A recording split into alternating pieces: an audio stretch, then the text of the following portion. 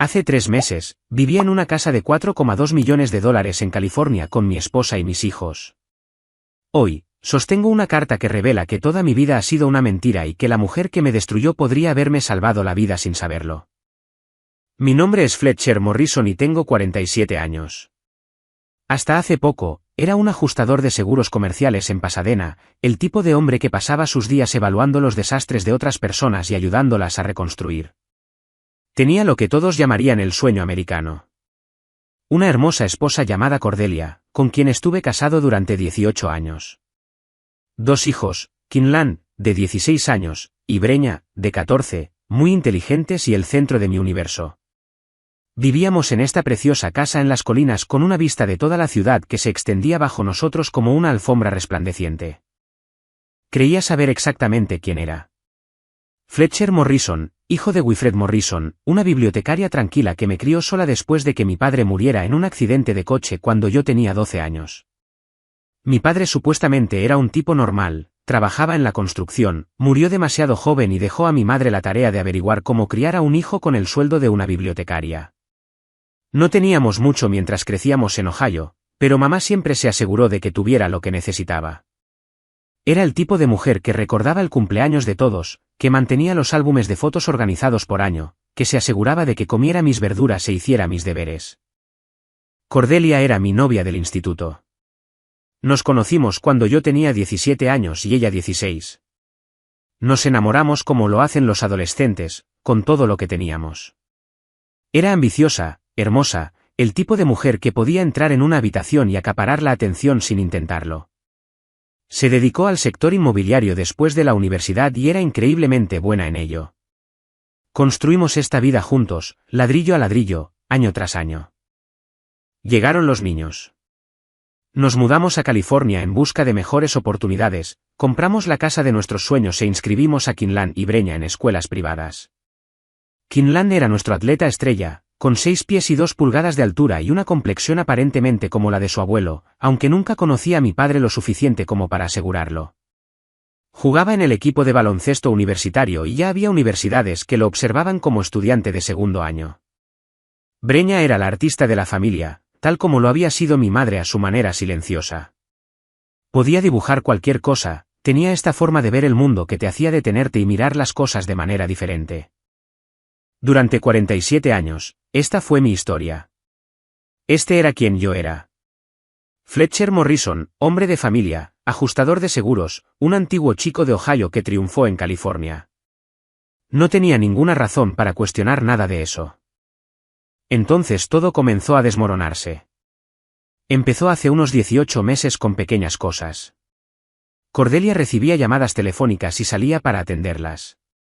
Volvía a casa del trabajo cada vez más tarde, alegando nuevos clientes, acuerdos más grandes. Empezó a mirarme de otra manera, como si yo fuera un extraño al que intentaba descifrar. La calidez que habíamos compartido durante casi 2 décadas comenzó a enfriarse grado a grado hasta que sentí que vivía con alguien que apenas toleraba mi presencia. Los niños también lo notaron. Kinlan me preguntaba por qué mamá parecía enfadada todo el tiempo. Breña empezó a pasar más tiempo en su habitación, dibujando imágenes más oscuras, retratos de familias que parecían rotas incluso cuando sonreían. Seguí pensando que era una fase, quizás cosas de la crisis de la mediana edad, quizás estrés laboral.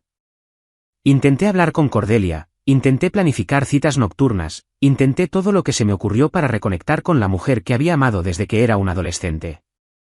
Nada funcionó. En todo caso, mis esfuerzos parecían volverla más distante, más hostil. Luego llegaron los papeles del divorcio. No solo papeles de divorcio, sino un ataque a gran escala contra todo lo que creía saber sobre mí. Según el abogado de Cordelia, yo era un adicto al juego que había estado ocultando deudas masivas. Era financieramente irresponsable, posiblemente peligroso, y ciertamente, no apto para tener la custodia de nuestros hijos. Tenían extractos bancarios que mostraban transacciones que yo nunca había hecho. Recibos de casino con mi firma que nunca había firmado, declaraciones de testigos de personas que afirmaban que les había pedido dinero prestado y nunca se lo había devuelto. Nada de eso era cierto. Ni una sola palabra. Pero de alguna manera tenían documentación para todo. La sala del tribunal fue una pesadilla. Me senté allí viendo cómo toda mi vida era desmantelada por abogados que hablaban de mí como si fuera una especie de criminal. Mi propia esposa, la madre de mis hijos, la mujer con la que había compartido cama durante 18 años, ni siquiera me miraba. Cuando la jueza le concedió todo a Cordelia, la casa, la custodia principal, incluso mis activos comerciales, sentí que algo se rompía dentro de mi pecho. Pero la peor parte vino después, fuera del juzgado. Cordelia se acercó a mí con una sonrisa que nunca antes había visto, fría y satisfecha. Se inclinó y susurró: «Nunca volverás a ver a Quinlan ni Breña. Los mudaré a Portland el próximo mes y tú ya no tienes el dinero para luchar contra mí». Fue entonces cuando supe que no se trataba solo de un matrimonio que se desmoronaba. Esto era algo completamente diferente, algo calculado y cruel que no podía entender. En 6 semanas, había perdido mi casa, a mis hijos e incluso mi licencia de seguros debido a las falsas acusaciones de mala conducta financiera. No tenía a dónde ir excepto de vuelta a Ohio, a la casa de mi madre que había estado vacía desde que murió hace 2 años. Así que cargué lo que quedaba de mi vida en la parte trasera de mi Honda Civic y conduje 1200 millas hasta un lugar en el que no había vivido desde que tenía 18 años. Ahí es donde realmente comienza esta historia. El viaje en coche desde California hasta Ohio me llevó 3 días, y cada milla se sentía como si estuviera viajando hacia atrás en el tiempo. Para cuando llegué al camino de entrada de la casa de mi madre en la calle Maple en Akron, me sentí como un fantasma que regresa para atormentar su propio pasado. La casa se veía exactamente igual que en el funeral de mamá 2 años antes. Pequeña, ordenada, el tipo de casa de estilo rancho de los años 60 que definía a la clase media estadounidense cuando eso realmente significaba algo. Revestimiento blanco, contraventanas negras, un porche delantero lo suficientemente grande para 2 sillas y una pequeña mesa donde mi madre solía sentarse cada tarde con su té y el libro que estuviera leyendo de la biblioteca. Me senté en el coche durante mucho tiempo antes de poder decidirme a entrar. Se suponía que esto era temporal, solo un lugar para reagruparme mientras averiguaba cómo recuperar mi vida. Pero sentado allí, mirando esa modesta casita, no pude evitar pensar en lo bajo que había caído. Hace 3 meses, podía ver el centro de Los Ángeles desde la ventana de mi dormitorio. Ahora, estaba mirando los gnomos de jardín de la señora Patterson al otro lado de la calle. Mi madre, Wilfred Morrison, había vivido en esta casa durante 35 años. La compró cuando yo tenía 12 años, justo después de que mi padre muriera, usando el dinero de su seguro de vida y los pocos ahorros que habían logrado reunir. Fue el tipo de compra que representaba más esperanza que lógica. Una madre soltera con el sueldo de una bibliotecaria asumiendo una hipoteca porque creía que su hijo merecía un patio trasero y su propia habitación. Mamá era la persona más silenciosamente fuerte que he conocido.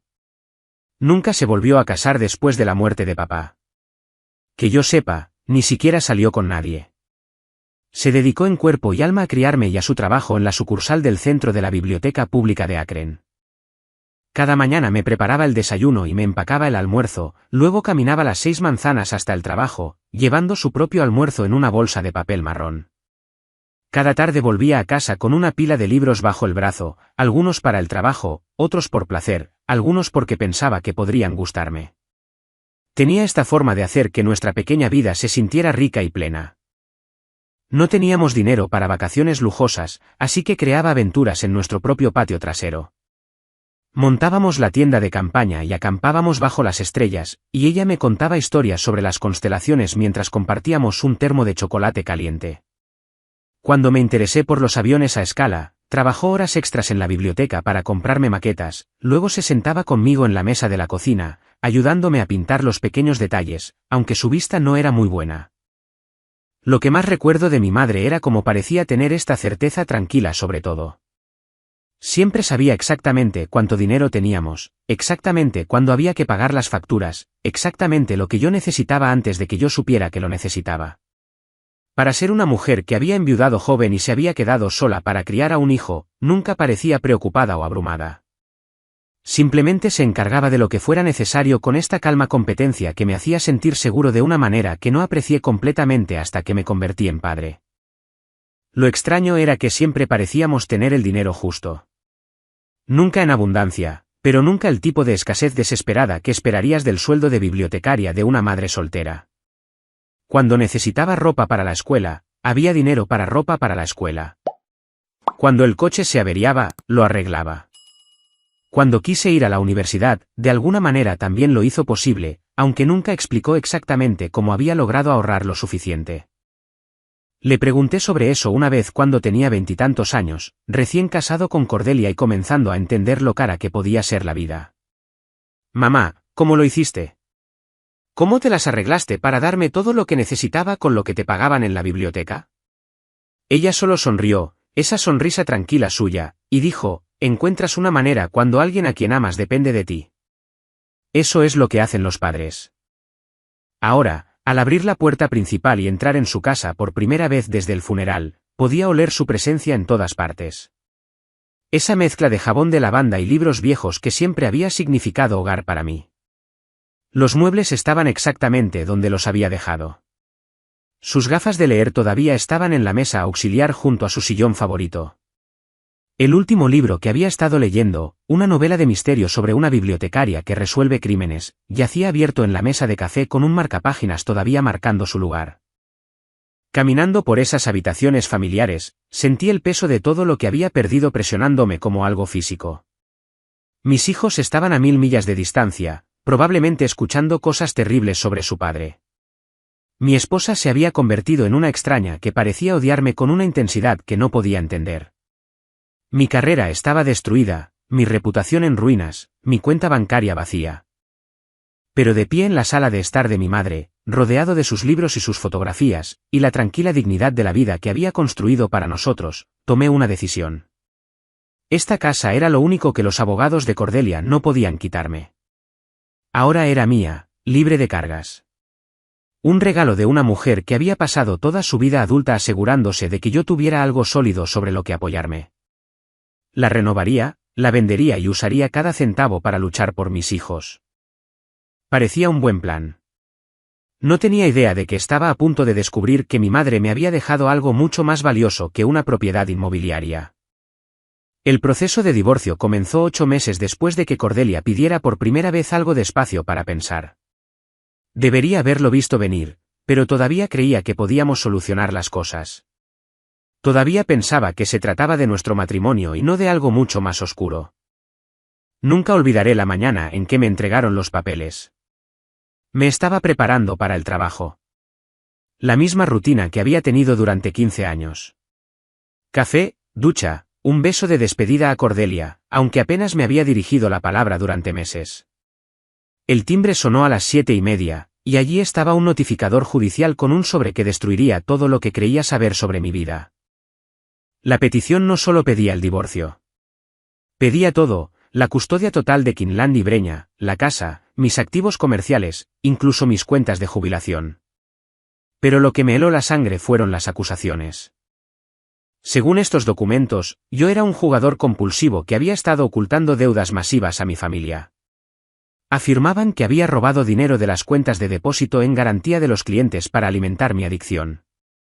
Me pintaban como financieramente imprudente, emocionalmente inestable y potencialmente peligroso para mis propios hijos. Nada de eso era cierto. Quizás había comprado 5 billetes de lotería en toda mi vida, nunca había puesto un pie en un casino, ni siquiera había jugado al póker con amigos. Había construido mi práctica de seguros sobre la confianza y la fiabilidad. Cada cuenta de cliente estaba limpia, cada centavo contabilizado. Pero de alguna manera, el abogado de Cordelia tenía documentación para todo. Cuando la confronté esa noche, ella estaba empacando cajas en nuestro dormitorio con una eficiencia mecánica. Cordelia, ¿qué demonios es esto? Sostuve los papeles del divorcio, mis manos temblaban. Adicción al juego. Robo. Sabes que nada de esto es cierto. Ni siquiera levantó la vista de doblar su ropa. Sé lo que sé, Fletcher. Los extractos bancarios no mienten. ¿Qué extractos bancarios? Muéstrame esos extractos bancarios. Fue entonces cuando finalmente se giró para mirarme. Y vi algo en sus ojos que nunca antes había visto. No era ira, ni dolor, sino algo frío y calculador que la hacía parecer una completa extraña. No eres el hombre con el que me casé, dijo en voz baja. Quizás nunca lo fuiste. Las siguientes 6 semanas fueron un torbellino de reuniones legales, revisiones de documentos y ver cómo mi vida era diseccionada por extraños. La abogada de Cordelia, una mujer elegantemente vestida llamada Patricia Bass, presentó pruebas que deberían haber sido imposibles de falsificar. Extractos bancarios que mostraban retiradas que nunca había hecho. Recibos de casino con mi firma de lugares en los que nunca había estado. Cargos en tarjetas de crédito de sitios de apuestas en línea de los que nunca había oído hablar. Mi propio abogado, un tipo decente llamado Robert Chen, a quien había contratado para contratos comerciales, no dejaba de negar con la cabeza mientras revisábamos todo. Fletcher, tengo que preguntar. ¿Algo de esto es real? Porque si has estado ocultando deudas de juego, necesito saberlo ahora para que podamos trabajar en el control de daños. Rob, lo juro por la vida de mis hijos, nunca he apostado nada más que un boleto de rifa de la iglesia. Alguien me está tendiendo una trampa, y no entiendo cómo ni por qué. Pero las pruebas seguían llegando. Declaraciones de testigos de personas que afirmaban que les había pedido dinero prestado y nunca se lo había devuelto. Un compañero de trabajo de mi oficina jurando que me había visto haciendo apuestas en mi teléfono durante la hora del almuerzo.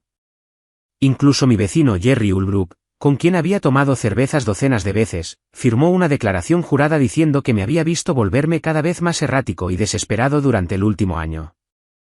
La peor parte fue ver a mis hijos durante todo esto. Kinland empezó a evitarme, pasando más tiempo en casa de amigos, dándome respuestas de una sola palabra, cuando intentaba hablar con él sobre baloncesto o la escuela. Breña todavía me abrazaba para darme las buenas noches, pero podía ver la confusión en sus ojos, la forma en que intentaba reconciliar al padre que conocía con el hombre que todos decían que yo era. La evaluación de la custodia fue humillante. Una psicóloga designada por el tribunal llamada doctora Martínez pasó 3 horas haciéndome preguntas sobre mi salud mental, mi relación con mis hijos, mis hábitos financieros. Fue profesional pero distante, y me di cuenta de que ya había leído todas las acusaciones de Cordelia antes de que yo entrara en su oficina. Señor Morrison, la adicción a menudo implica negación. Muchos adictos al juego se vuelven muy hábiles para ocultar su comportamiento a los miembros de la familia. Doctora, entiendo eso, pero no estoy en negación porque no soy un adicto. Le estoy diciendo la verdad. Tomó notas y dijo que incluiría mis declaraciones en su informe. La audiencia final estaba programada para un martes de noviembre. Conduje hasta el juzgado esa mañana sabiendo que probablemente iba a perder a mis hijos, pero todavía con la esperanza de que de alguna manera la verdad saliera a la luz, que alguien viera a través de cualquier juego que se estuviera jugando. La sala del tribunal era estéril y fría, nada que ver con las dramáticas escenas legales que se ven en las películas. La jueza Patricia Winters era una mujer de unos 60 años que parecía haber visto todo tipo de destrucción familiar imaginable y hacía tiempo que había dejado de sorprenderse por nada de ello. La abogada de Cordelia presentó su caso con precisión quirúrgica, registros bancarios, declaraciones de testigos, testimonios de expertos sobre la adicción al juego y su impacto en las familias. Pintó la imagen de un hombre que había estado viviendo una doble vida, cuya adicción había escalado hasta el punto de robar a sus clientes y mentir a todos los que confiaban en él.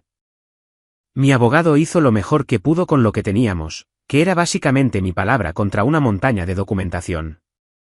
Señaló inconsistencias en algunas de las declaraciones de los testigos, cuestionó el momento de ciertas transacciones financieras, argumentó que las pruebas eran circunstanciales. No fue suficiente. La jueza Winters le otorgó a Cordelia la custodia principal, la casa y la mayoría de nuestros activos. A mí se me concedieron visitas supervisadas cada 2 fines de semana, pendientes de la finalización de un programa de tratamiento para la adicción al juego y asesoramiento financiero. Cuando salimos del juzgado, Cordelia me alcanzó en el aparcamiento. Estaba sonriendo, realmente sonriendo, mientras me asestaba el golpe final. Nunca volverás a ver a Kinland y Breña. Los mudaré a Portland el próximo mes y tú ya no tienes el dinero para luchar contra mí. Esa noche, me senté en mi apartamento vacío e intenté averiguar cómo mi vida se había vuelto irreconocible en menos de un año. Vivir en la casa de mi madre era como entrar en una cápsula del tiempo. Todo estaba exactamente como lo había dejado cuando murió hace 2 años. Su taza de café todavía estaba en el escurridor junto al fregadero de la cocina. Sus gafas de leer yacían dobladas en la mesa auxiliar junto a su sillón favorito. Incluso sus zapatillas seguían colocadas ordenadamente junto a su cama, como si acabara de salir por un momento y fuera a volver en cualquier minuto. Las primeras semanas, apenas salí del sofá de la sala. Me despertaba cada mañana pensando que quizás todo era una terrible pesadilla, que abriría los ojos y estaría de vuelta en mi dormitorio de California con Cordelia durmiendo a mi lado y el sonido de los niños preparándose para la escuela al final del pasillo. Pero cada mañana, veía la mancha de humedad en el techo de mamá y recordaba que mi antigua vida se había ido, probablemente para siempre. La depresión me golpeó como un peso físico. Algunos días ni siquiera conseguía ducharme o prepararme café. Simplemente me quedaba allí mirando al techo, pensando en Quinlan y Breña, preguntándome qué les estaría diciendo Cordelia sobre por qué papá ya no estaba. ¿Estaban preocupados por mí? ¿Pensaban que los había abandonado? ¿Creían las mentiras sobre el juego y el robo? Pero después de aproximadamente un mes de compadecerme, algo dentro de mí se rompió. Quizás fue la voz de mi madre en mi cabeza. La forma en que solía decirme que los problemas no se resuelven solos deseando que desaparezcan. Quizás fue solo un instinto básico de supervivencia. Fuera lo que fuera, me di cuenta de que si iba a tener alguna posibilidad de recuperar a mis hijos, necesitaba dinero. Y el único activo que me quedaba era esta casa. El lugar necesitaba trabajo. Mamá había hecho lo posible por mantenerlo a lo largo de los años, pero tenía 70 y tantos años cuando murió, y algunas cosas se habían ido deteriorando. Los armarios de la cocina necesitaban ser restaurados, el baño necesitaba una actualización y a todo el lugar le vendría bien una nueva capa de pintura. Si iba a venderla por suficiente dinero para financiar una batalla legal, tenía que hacerla brillar. Me lancé al trabajo de renovación con una energía desesperada.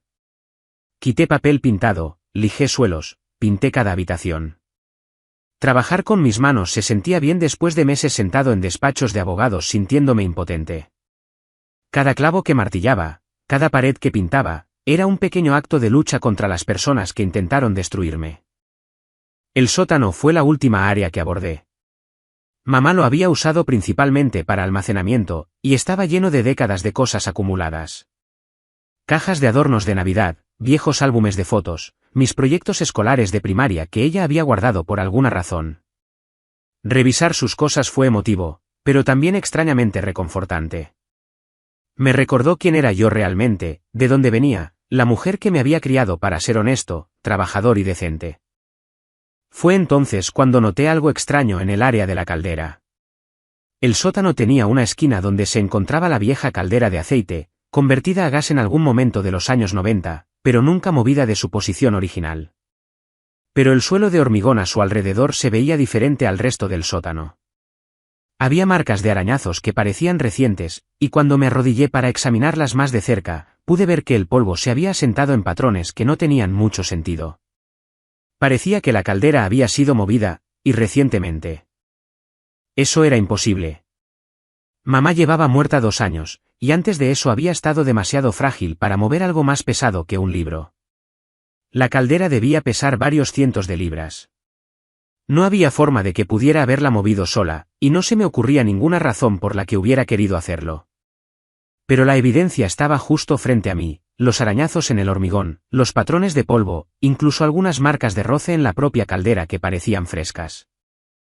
Pasé la mayor parte de una tarde averiguando cómo mover esa cosa. Tuve que desconectar la línea de gas, lo que me asustó muchísimo, y usar una carretilla para muebles y mucha palanca para desplazarla unos 3 pies de la pared. Mi espalda gritaba cuando lo logré, pero valió la pena. Detrás de la caldera, empotrada en la pared de hormigón a la altura de los hombros, había una pequeña caja fuerte que nunca supe que existía.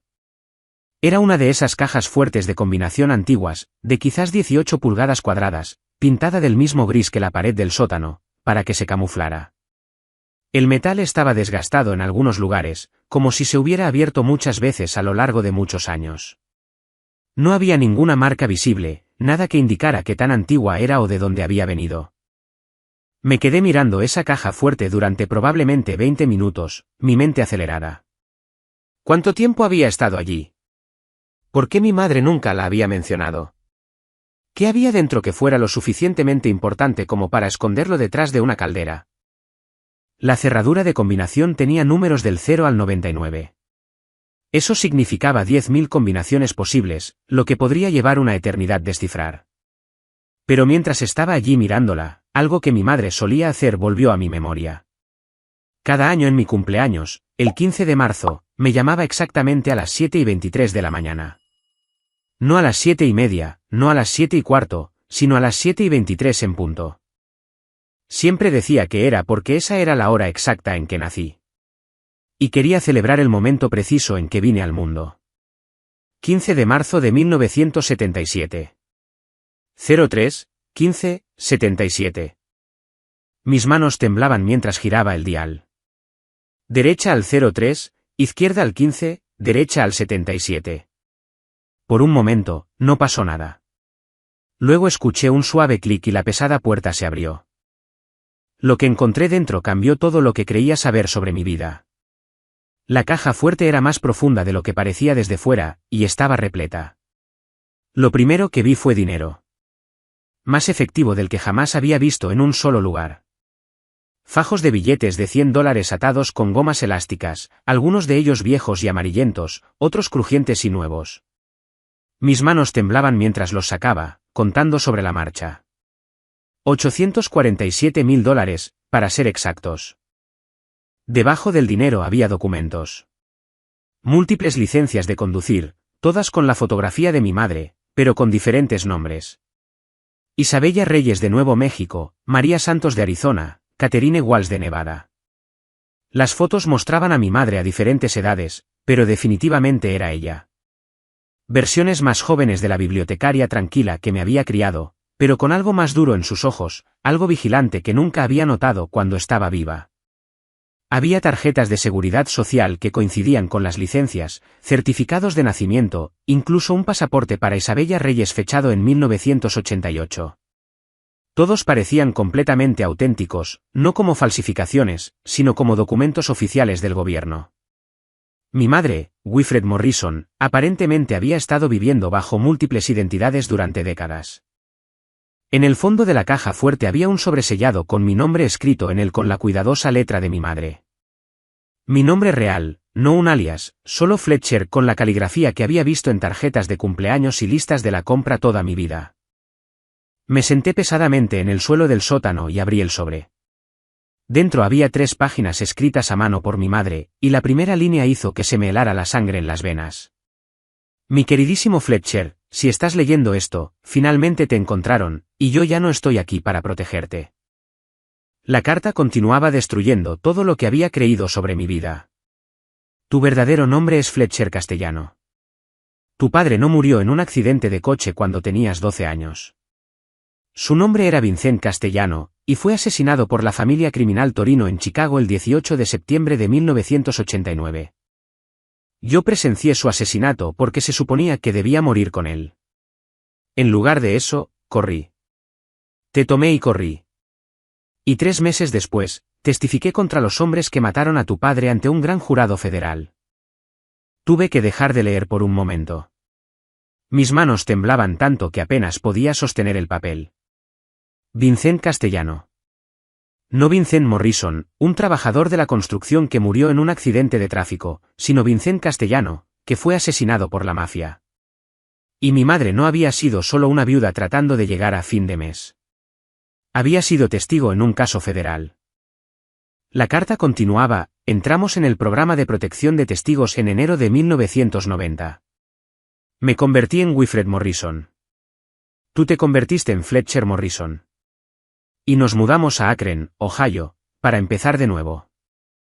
El gobierno nos dio nuevas identidades, una modesta compensación para ayudarnos a establecer nuestras nuevas vidas, y la promesa de que estaríamos a salvo siempre y cuando nunca contactáramos a nadie de nuestra antigua vida ni reveláramos quiénes éramos realmente. Todo empezó a tener sentido. La forma en que mi madre siempre parecía tener el dinero justo a pesar de su sueldo de bibliotecaria. Su reticencia a hablar de nuestra vida antes de Ohio.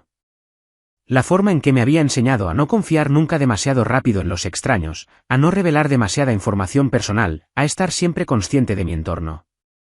Había pensado que solo estaba siendo protectora. Había estado manteniéndonos con vida.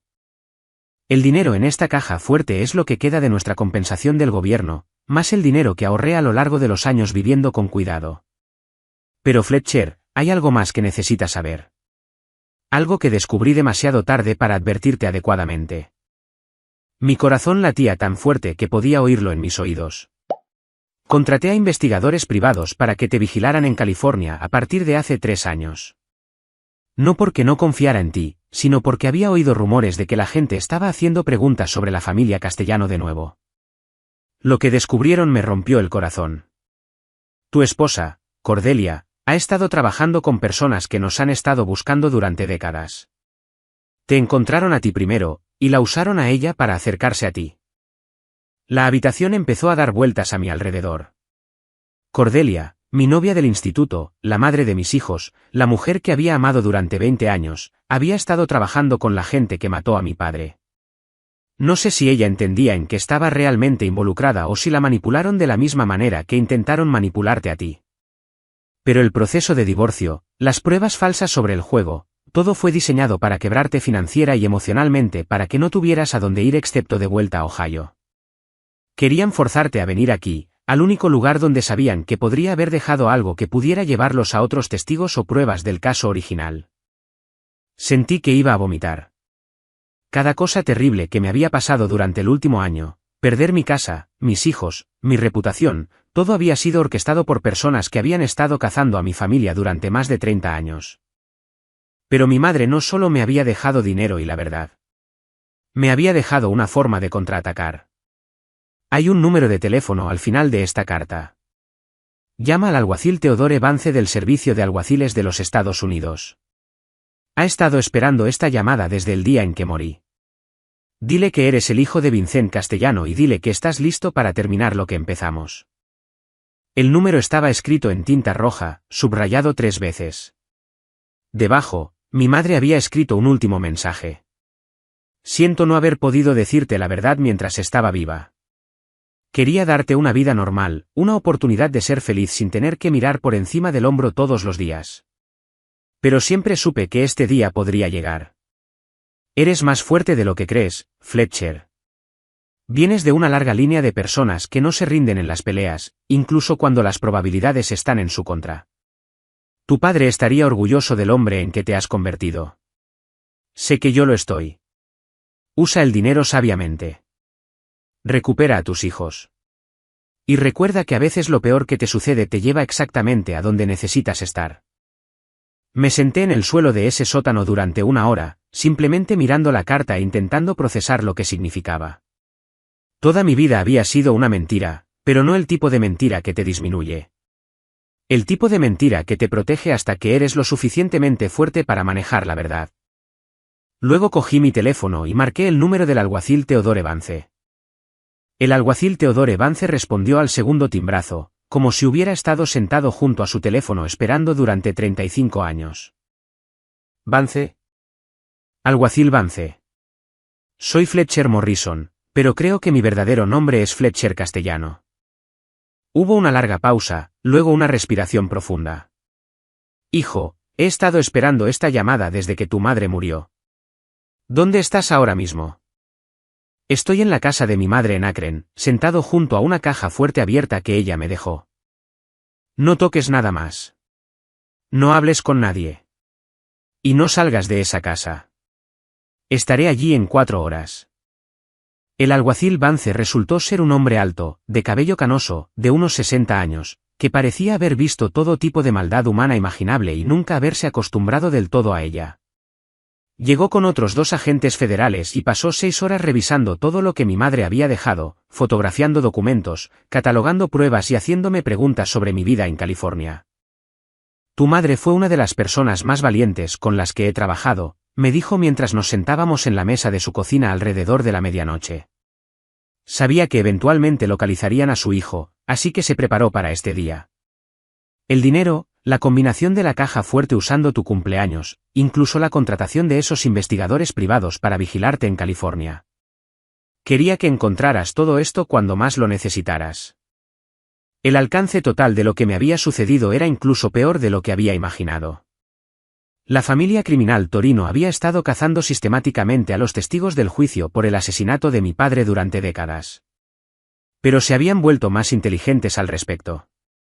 En lugar de simplemente matar a la gente, lo que atraía demasiada atención federal, habían aprendido a destruir vidas de manera más sutil.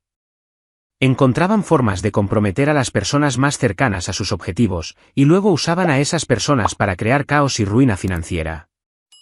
Han estado trabajando en tu caso durante al menos 5 años, explicó el alguacil Vance. Encontraron a Cordelia a través de sus conexiones inmobiliarias. Gente que conocía a gente que conocía al tipo correcto de criminales. Probablemente se le acercaron primero como clientes potenciales. Un negocio legítimo que lentamente se convirtió en otra cosa. Los investigadores que mi madre había contratado habían estado construyendo su propio caso durante este tiempo, documentando todo. Tenían grabaciones de Cordelia reuniéndose con personas conectadas a la organización Torino. Tenían pruebas de intercambio de dinero, documentos falsificados que se estaban creando, testigos a los que se les pagaba para mentir sobre mí. La historia de la adicción al juego, los extractos bancarios falsos, todo fue obra suya. El alguacil Vance dijo que habían usado el mismo manual con otros 6 testigos en los últimos 15 años. Crear caos financiero y legal, destruir la credibilidad de la persona, y luego esperar a que vuelvan corriendo a donde sea que vinieran. Pero había algo con lo que la familia Torino no había contado. La muerte de mi madre por causas naturales 2 años antes había activado ciertos protocolos dentro del servicio de alguaciles. Habían estado monitoreando la situación en silencio, esperando a ver si alguien vendría a buscar la casa de seguridad en Ohio. Hemos tenido vigilancia en este vecindario durante 2 años, admitió el alguacil Vance. Sabíamos que si te obligaban a volver aquí, eventualmente harían su movimiento. Hemos estado documentando a todos los que han mostrado un interés inusual en esta dirección. La revelación más impactante llegó a la mañana siguiente. Cordelia había sido arrestada en su hotel de Portland a las 6 de la mañana, junto con 3 hombres que la habían estado siguiendo. Había estado cooperando con personas que pensaba que eran investigadores privados que la ayudaban a conseguir un mejor acuerdo de divorcio. No tenía idea de que estaban conectados con el crimen organizado hasta que los agentes federales se lo explicaron en una sala de interrogatorios. Ha accedido a testificar, me dijo el alguacil Vance mientras tomábamos café. Resulta que es tanto una víctima en esto como tú. La convencieron de que estabas ocultando deudas de juego y otras mujeres. Le mostraron pruebas falsas, la asustaron y la enfadaron, y luego se ofrecieron a ayudarla a proteger a los niños y asegurar su futuro financiero. La llamada telefónica más difícil que he hecho fue a Kinlan y Breña. Se estaban quedando con la hermana de Cordelia en Portland, confundidos y asustados porque su madre había sido arrestada y nadie les decía por qué. Papá. La voz de Kinlan sonaba pequeña y joven. Nada que ver con el adolescente seguro de sí mismo que recordaba. Hola, amigo. Sé que todo esto es muy confuso ahora mismo, pero necesito que sepas que todo va a estar bien. Tu mamá y yo los queremos mucho, y nada de lo que ha pasado es culpa de nadie. ¿De verdad eres un adicto al juego?, preguntó Breña cuando se puso al teléfono. Mamá dijo que robaste dinero y por eso tuvimos que mudarnos. No, cariño. Nunca jugué y nunca robé nada. Unas personas muy malas mintieron sobre mí para hacerle daño a nuestra familia, pero la policía los atrapó. Vamos a estar juntos de nuevo muy pronto. Tardó 6 meses en desenredar todo legalmente.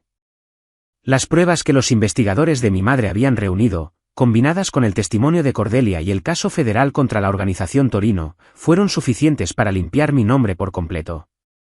Los registros de juego falsos fueron expuestos como falsificaciones. Los testigos que habían mentido sobre mí se retractaron de sus declaraciones. Mi licencia de seguros fue restablecida con una disculpa oficial de la Junta Estatal. Cordelia y yo nunca recuperaremos lo que teníamos. Se hizo demasiado daño. Se dijeron demasiadas mentiras. Se rompió demasiada confianza. Pero ahora estamos trabajando juntos para ayudar a nuestros hijos a entender lo que pasó y por qué. Ella está en terapia lidiando con la culpa de haber sido manipulada para destruir a su propia familia. Yo estoy en terapia aprendiendo a confiar de nuevo en la gente. Pero recuperamos a nuestros hijos, y eso es lo que más importa. La casa de Ohio se vendió por suficiente dinero para comprar un lugar más pequeño en California y financiar las cuentas universitarias de ambos niños. Kinland ha vuelto al equipo de baloncesto, y su entrenador dice que varias universidades todavía están interesadas a pesar de la interrupción de su tercer año. El arte de Breña se ha vuelto más esperanzador últimamente, más colorido, aunque todavía dibuja muchas imágenes de familias que parecen haber sobrevivido a tormentas. Pienso en mi madre todos los días, en el sacrificio que hizo para darme una infancia normal. En el coraje que se necesitó para testificar contra asesinos y luego pasar 35 años mirando por encima del hombro. Me salvó la vida 2 veces. Una cuando tenía 12 años y otra cuando tenía 47, y nunca tuve la oportunidad de agradecérselo por ninguna de las dos. El caso Torino irá a juicio el próximo año, y yo testificaré, al igual que lo hizo mi madre hace tantos años. Esta vez, sin embargo, no huiré después. Esta vez, vamos a terminar lo que ella empezó. A veces, lo peor que te sucede te lleva exactamente a donde necesitas estar. Mi madre lo sabía, y se aseguró de que, incluso desde más allá de la tumba, todavía pudiera proteger a su hijo. Si esta historia te ha conmovido de alguna manera, por favor, compártela con alguien que necesite escucharla. Deja un comentario abajo y cuéntame sobre alguna vez en que alguien de tu familia te protegió de maneras que no entendiste hasta más tarde. Y si quieres escuchar más historias sobre gente corriente que se enfrenta a circunstancias extraordinarias, suscríbete a este canal y activa la campana de notificaciones. Gracias por escuchar. Y recuerda que a veces las personas que más nos quieren son las que libran batallas que nunca vemos.